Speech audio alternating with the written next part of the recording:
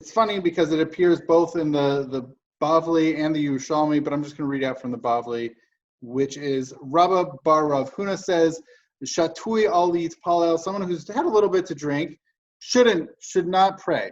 But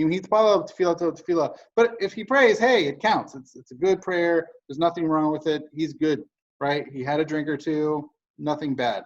But shikor, once someone gets drunk, their prayer it's an abomination. It's just like, you shouldn't have prayed in the first place. That's one thing, but you've gone too far. And I find this language fascinating because in the Yerushalmi, it's got a similar language, which is gidufin, which is also like, it's a similar abominable language. It's like, it's fascinating because I think it really, if someone sees someone davening, they're praying, and they are just smashed, it really isn't, it's not good. It doesn't, I don't know how much someone said from their own experience or like they saw and it just really wasn't a good look. And they said, you know what, that's bad, right?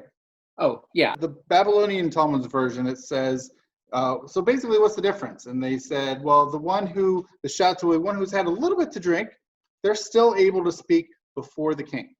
But the shikor, one who's like, they are drunk, they're unable to speak before the king. So that's the difference. Now it's fascinating because in the Yerushalmi, in the Yerushalmi version, they ask what the difference is. It's less subjective, right? They objectify it. They say the one who's had something to drink is as long as they've had a ravit. We're going back to this 3 to 5 ounce idea, this ravit. So that's the minimum of what you really shouldn't be praying, but it's okay.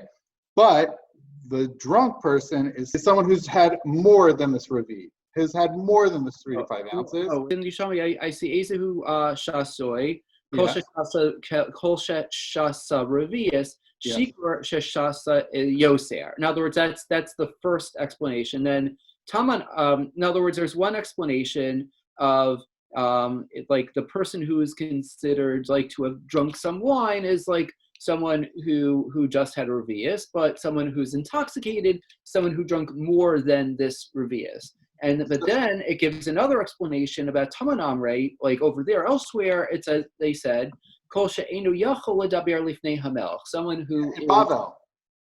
Taman is in Bavel. Okay.